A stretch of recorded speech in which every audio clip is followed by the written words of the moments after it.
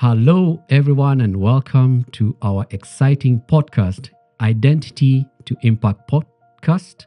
My name is Jafet Musau. I am your host today, and I'm having an exciting guest whom I will very soon introduce you to.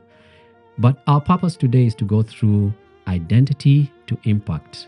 It's about purpose, it's about thought leadership, and I'm excited about this episode and the series to come because my guest has been through it, gone through it, come with an experience that is going to give us insights about purpose. What is purpose? What does it mean? And I cannot wait to delve into this conversation. I am a business consultant. I talk to a lot of business people, executives, and one thing that I have seen that troubles many people is identity. And behind that, the identity crisis is a purpose problem. And that is why we're here in the Identity to Impact podcast, where we delve deep into this space, which is a space for honest conversations about the human journey. And through wisdom, lived experience of our guest today, we're going to understand what this purposeful life is about. It's about reflection. It's about seeking healing, direction, inner strength. So if you're seeking healing, if you're seeking direction, if you're seeking inner strength within yourself, and you want a deeper connection, this is a space for you. This is the right place. And now, it's my pleasure to introduce to you our host, the one and only Dr. Anuradha Khoda. Just a little bit about our guest today. Thank you, Jeff. She is an award-winning author of many books. We'll get to know which ones exactly. But I can tell you it's a plethora from adult books to children books. But years before the books, our guest today, years before the awards, years before the public recognition, Dr. Anuradha created a safe place where professionals would come after work and have some time to unwind and think deeply about the meaning of life. This is the kind of host we're talking about today, very hospitable, and created this space for people that they could come and unwind and really get in touch and in connection with their divine purpose. Each one of us has a divine purpose, and this is what, in this series, we want to discover. We're going to go through her experience through the COVID-19 pandemic, how the business shut down, and through that experience, she discovered her purpose. And out of that, she authored many books. And out of that, she has graciously brought this podcast where we can meet the person behind the books and she can tell us more about this exciting journey and how each and every one of us can individually discover our journey and begin to walk in purpose and become thought leaders in our designated space. Yes, absolutely.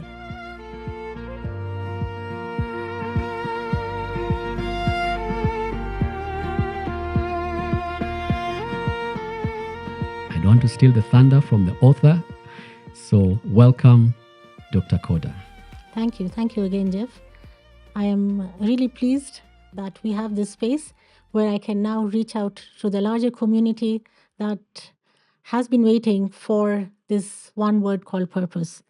So sometimes it's an illusion, but let's see how you unpackage it. And here I am to share with you. Exactly. And what a better place to start this discovery of this illusion than to ask you, why do people feel lost? People tend to feel lost even when everything around them looks successful. I've got that promotion. I've got the dream car, the dream house, the dream family. but I still feel empty. Why does this happen? So it's a paramount question that lots of us, including me, have asked ourselves. But what happens is the noise of what we call life that is happening doesn't allow us to question. Purpose is something that is not really grand. It doesn't happen as one big episode, one big event. It is that little whisper that keeps coming to you, keeps on nudging at you, and says, I am there and you're hiding away from me. So people don't really want to come away from the rat race and give themselves space to reflect. And for me, I keep saying over and over again, for us, it is necessary that we apply brakes to our rat race, try and evaluate where are we really. And once we start questioning ourselves, and it is not very easy, that is a space that people try to avoid because it is painful. I could be going to work every morning. I have a good paycheck that I'm bringing home. I'm taking my family for holidays. But how much of me, am I really spending with my family? Probably zero. Maybe it's just the events of life that we are sharing together. So it is necessary for each one of us to pause, reflect, and really evaluate where was I before I became a mother, a career woman, a CEO? Where was I before? What is it that inspired me to reach where I am? Now that I'm there, do I really want to retrace my steps and say, have I achieved what I really came for? So, in very many words, this is what it is. Purpose really is that whisper that nudges at you, and people feel that they really don't want to question it. They don't want to listen to their inner voice because it takes a real big effort for that transformation to happen. That's so insightful. From what I'm hearing, it's possible to get lost and lose touch with yourself, Mhm. not only with yourself, even with your loved ones. Which leads us Absolutely. to ask, what really is purpose? Yes. So, purpose has been spoken about by many scholars, and I personally have really gone through a lot of pain to discover who am I? Why am I here? And those are the two paramount questions that take us to what is your purpose? Purpose never really happens in while you're enjoying your cup of coffee with your buddies. It doesn't, because you are camouflaging it with the activities of day to day. Purpose is something that gives you joy. Joy more than having externalities like having a cup of coffee, having your friends around you. It is something that gives you joy when you are absolutely alone, all by yourself. So, what is it that gives you joy? I can tell you something that gives me joy is sharing what I have, sharing what I have experienced, sharing what I have lived. And my purpose really is actualized when I am either a student or a teacher. I'm definitely an educator. I'm a teacher by heart, from heart, for people. So, purpose is that whisper that comes to you and says, I am here. It is me who makes you. You don't create me. So, we never really create our purpose, we discover it through different activities that we can still talk about. So now, help me. If purpose is something that we need to discover, Mhm, where does it come from? And as we think about that, you've also talked about having this passion mhm. to pursue it. So, where does passion and purpose fit in? How do the two go together? Is it possible for me to be passionate about something that's not my purpose? Or can I use passion to guide me to my purpose? So I would say the latter definitely. Your passion will guide you to your purpose. And again, purpose is not something very stationary, it is not fixed. As life evolves, your purpose also does evolve. But the underlying principle still remains. If you are here to serve the community through teaching, then that is your purpose. It will keep on coming to you. If I can bring it to my life, being a teacher, yes, there was a subject that I had to deliver. But more than that was that space I had created for my students where they would not let me go and spend my time with my colleagues. They needed me. And that was I acting as someone who was nurturing them. The same thing happened when I left employment and I now became self employed. I created a space. I gave it the name Nomad Lounges. It was really built on three pillars. You come and collaborate, communicate among yourselves, and create a beautiful future. It was doing well, and then COVID 19 came and the business had to be shut. But the point is, even at that time, it was the same purpose that was asking me to do what I was doing. But I would also say, having lived life, I didn't know that was my purpose. Till 2020, I really didn't know that was my purpose. I was going about life, enjoying doing what I'm doing, but didn't really take it as my purpose. And then after things were closed, after I was left peeled off completely, my physical health, mental health, financial health, everything drained, when I was absolutely myself, not an entrepreneur, probably not even a very good mother because I was hurting at that time, not a teacher, is when I started questioning myself and said, who am I? When all this is not around me, who am I then? And that is when you say, oh, so what is giving you joy today? I started nurturing plants. So the nurturing bit came out of me. And that's how a lot of research was done. I started talking to people and I realized everyone along their life, somewhere, some transition, they're always feeling stuck. They're feeling lost. So it became my purpose now to lead people from that feeling stuck, feeling lost, to saying, oh, I've got joy back, just like I got my joy back. Wow. So, what you're saying, from you in the classroom, in that safe space that you created, Norman's Lounges, Mhm. to now the Mhm. books, and now the podcast, Yes. we can see this purpose filtering through. You may not have known it, Exactly. but you later came to discover. And you talk about this discomfort, this self search, but that now begs the question, Mhm. is it possible for you to be happy outside of your purpose? It's a question which I wouldn't really say black and white, yes or no, because depends what happiness really is for you. Is it the outwardly happiness? Is it when you're smiling and dancing? Or is it when you sit all by yourself and ask yourself, am I really happy? Mhm. For me, purpose comes in when you are all by yourself. When maybe you are going through a grieving time. Maybe you've lost a loved one. Probably you have lost your business. Probably you really wanted a promotion and it has gone to someone else. When life actually comes and shakes you up, is the only time you question, am I really living my purpose? Am I happy Mhm. with what's going on? Or is it that I am trying to make myself happy by doing other activities? So you asked me whether I can be happy even without following my purpose. Generally not. That happiness is very short lived. It is not joyous moment. It's just happiness you've created through activities and through people who are around you.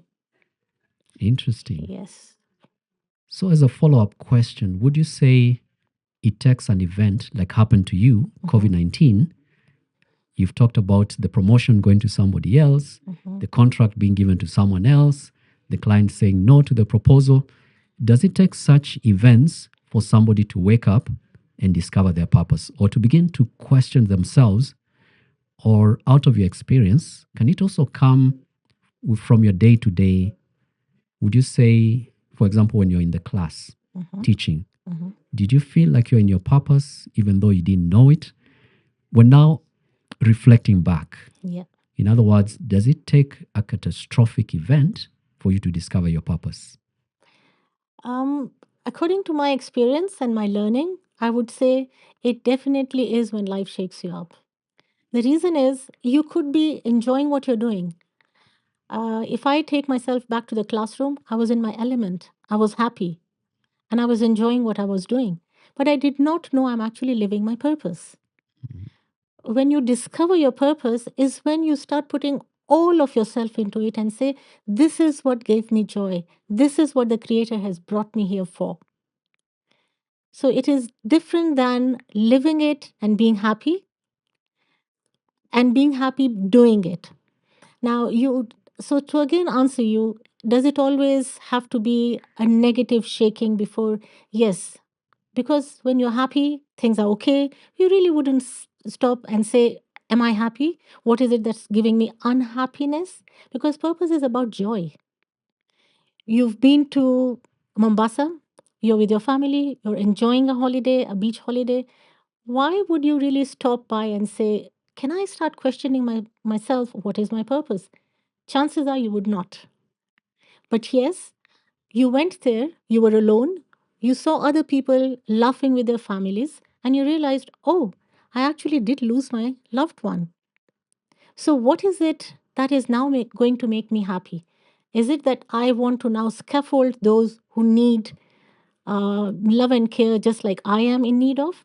So, coming back, what I'm saying is, according to my learning and according to my experience, your daily happenings, which are literally a rat race, whether it's a holiday or your profession that you are going for, if it does not stop, either you apply a brakes or life just happens and it applies brakes. So when those brakes are applied is the only time you start questioning yourself, do I know my purpose? Yeah. Interesting. You know, that's so fascinating that it really takes that kind of event in your life for you to discover your purpose. It's like I had somebody once say, it's sort of a life renovation that you go through, change everything. You know, they say if you're renovating this room, you got to tear up the carpet, pull down the painting on the wall, put a fresh. That's only when you say you have renovated. So it's about life renovation. And I think looking at it that way, then you would say that there are many people that are searching, but which leads me to the next question. What is it that stops people, that prevents people from discovering and living their purpose? So, one word answer to that question is noise. Mhm. The noise can be external, and that is your day to day activities that are keeping you very busy. They're not really letting you pause. Mhm. And the other noise is internal noise. And by internal noise, I mean every split second there's a notification coming on your phone. Every now and then, your mind is saying, have I missed on one social media event? Is there an email that really needs my attention? That noise is there with you all the time. Your internal clock is not getting to pause and to rest at all. So when noise is around you, you will never really think of purpose. And that is one of the main reasons why people are scared of thinking about their purpose. They don't really allow it to happen. Number two, again, is the fear. Like we've just discussed, purpose happens through a life transition, a major life transition. How many of us really wish to foresee that life transition? So the fear of really discovering the purpose, and maybe after that you need to renovate, like you said, and restore your life to afresh, it is really scary. So till life makes it happen, it's very few who can actually say, today I stopped and I said, I really need to know my purpose. So this noise around us is one of the factors that you've Oh, mentioned. absolutely. Always Absolutely. busy. So we have to find a way to filter in the signal because there's a lot of noise, but in the middle of all that, we need to filter out the signal and begin to get this insight. What is my purpose? Wow, exciting. So that stops people from discovering their purpose. The Absolutely. busyness, you're so busy running after Seemingly this, busy. achieving, getting Seemingly trophies. achieving, Yeah. yes. And you're out of your purpose. Mhm. That's amazing. And there's this uncertainty. You're feeling some emptiness, but also I guess there is fear because this is what I'm used to. I'm comfortable here. Exactly. Your You know, the comfort book Who zone. Moved My Cheese, Mm-hmm. the rats over there. Mm-hmm. There are those that just wanted to live in this environment and complain. Yeah. But there's this fear. So how can somebody break out of this fear of the now and have the boldness and the courage to say, I want to discover my purpose? So that's also very personal. An individual needs to be ready for transformation because for one to discover the purpose, you are going to have a transformed life. And if you are not ready, you have not yet reached that stage in your life that you're ready for a transformation, then it is not going to be easy for you to walk the journey of purpose. Mm-hmm. So your own preparation is very necessary. If you do value knowing your purpose, then you need to follow what's happening. Who are the gurus talking about purpose? What have they achieved? When you see your colleagues, do you see even when they're walking, they're not always busy looking at their phone and all, but the smile is on them? Where is the smile coming from? Because they're living in their purpose. You may not know. Probably even your colleague may not know. Only when he or she is questioned will they say, oh, yes, I started following this path a few years back. And before that, I was not as happy internally as I am today.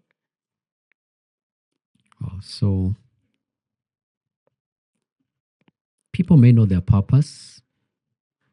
Maybe you, when you're in your teaching days, I don't know, people may have some clue, they have some kind of thinking that this could be my purpose, but they intentionally avoid it. My favorite book tells of a man that was sent by God to a distant city, but he went in the opposite direction. And you know what happened? Exactly. That was Jonah. Yes. So, does this story repeat itself? People, I know what my purpose is. There's a strong urge, but I'm running away from it. Yes. Because we are not yet ready. And if you are to look at it from the divine sense, then your season of discovery has not yet arrived. So your season for transformation is not yet there. And I would say life is very unpredictable. Do not wait for when I become 40, when I have celebrated this milestone. The when should be now. Because can you imagine you're trying to find happiness in all these external activities, people? What if even without doing all that, you still find the joy? So why not discover your purpose now?